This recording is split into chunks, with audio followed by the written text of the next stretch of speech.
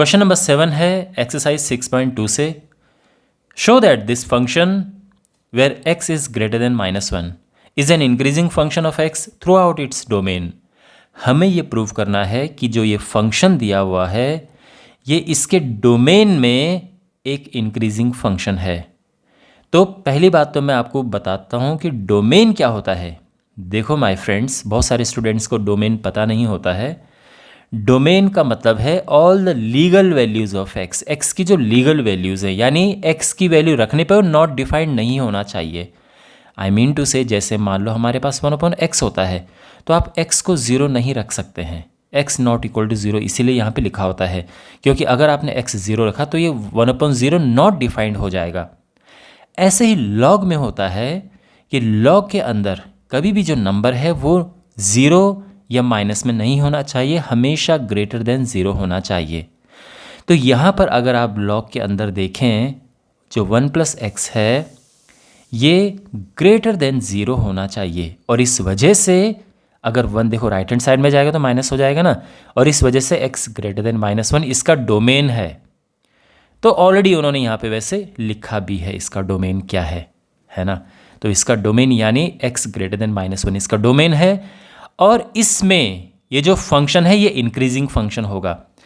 Increasing function prove करने के लिए हमें क्या प्रूव करना पड़ता है, जो डिफरेंशिएशन है dy/dx। देखो यहाँ पे y लिखा है तो मैं dy/dx लिख रहा हूँ, अगर यहाँ पे f of x लिखा होता तो मैं फिर f' लिखता।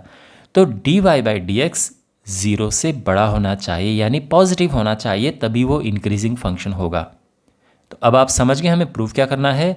हमें प्रूव ये करना है कि ग्रेटर देन 0 होना चाहिए dy/dx। तो सबसे पहले हम यही चीज़ निकालते हैं dy/dx। तो हमारे पास जो फंक्शन है that is y equals to log 1+x minus 2x upon 2+x।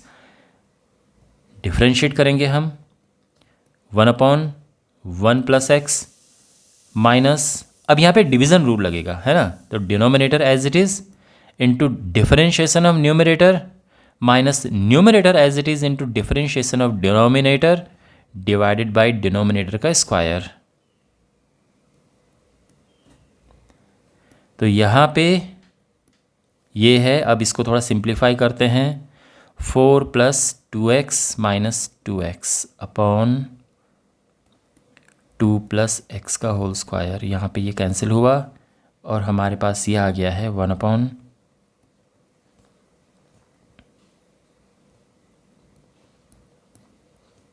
अब इसे और हमें सिंप्लीफाई करना है, क्योंकि यहाँ से पता नहीं चलेगा कि ये पॉजिटिव है या नेगेटिव है, और सिंप्लीफाई इसे करना है।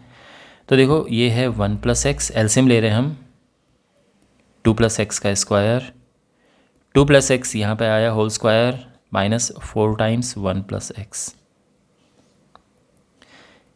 4+x square plus 4x minus 4 minus 4x divided by 1+x, 2+x का होल स्क्वायर, 4 इससे ये कटा, इससे ये कटा, और हमारे पास आ गया है x square upon 1+x into 2+x का होल स्क्वायर। अब यहाँ तक हम पहुँच चुके हैं, बात समझ आ गई यहाँ तक।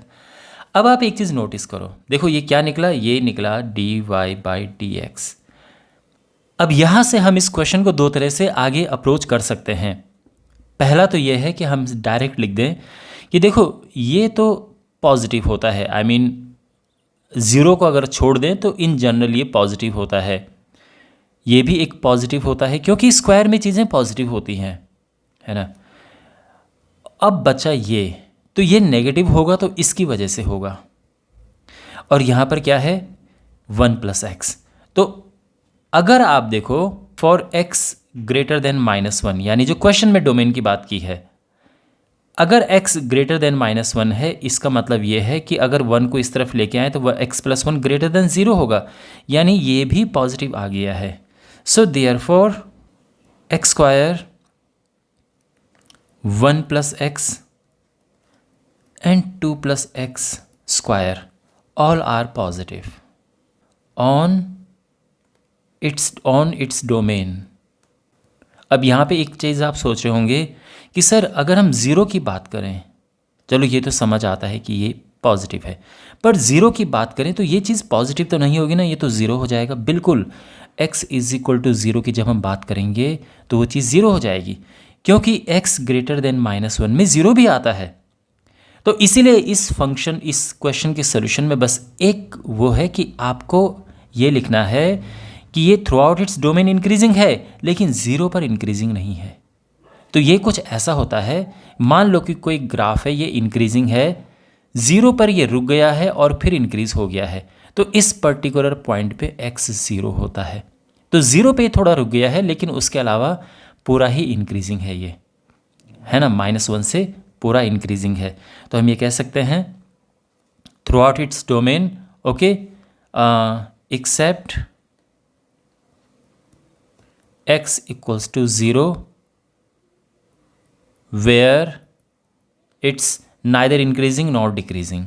तो हम ये कह सकते हैं dy by d x is positive in, अब एक हम इंटरवल की अगर बात करें तो देखो -1 से ही शुरुआत होगी, -1 से पीछे तो जाना ही नहीं है, -1 से लेके 0 तक और फिर 0 को छोड़ के 0 से लेके इन्फिनिटी तक. 0 पर नहीं है, ये ध्यान रखना. बट इन जनरल अगर हम कहें तो पूरा ही यानी -1 से लेके पूरा ही इन्फिनिटी तक जो है ये इंक्रीजिंग है. केवल 0 पे ना तो इंक्रीजिंग है ना डिक्रीजिंग, बाकी यहाँ और यहाँ. तो ये इसका पूरा प्रॉपर सॉल्यूशन है. 0 पर नहीं है, इस बात का ध्यान रखना आप. 0 पे ना इंक्रीजिंग है ना डिक्रीजिंग है, लेकिन 0 से पहले भी इंक्रीजिंग है और 0 के बाद भी इंक्रीजिंग है.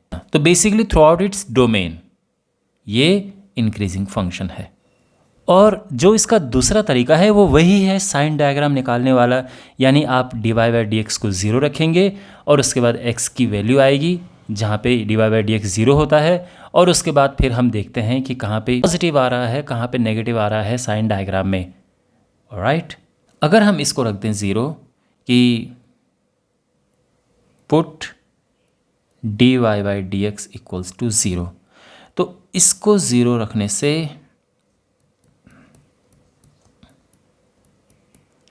हमारे पास क्या क्या चीज़ें आएंगी. तो ध्यान रखना, इसको 0 रखने से x स्क्वायर हो गया है 0 और x उससे 0 हो जाएगा. इस बात का आप ध्यान रखना कि हमें केवल -1 से आगे ही चीज़ें लेनी है.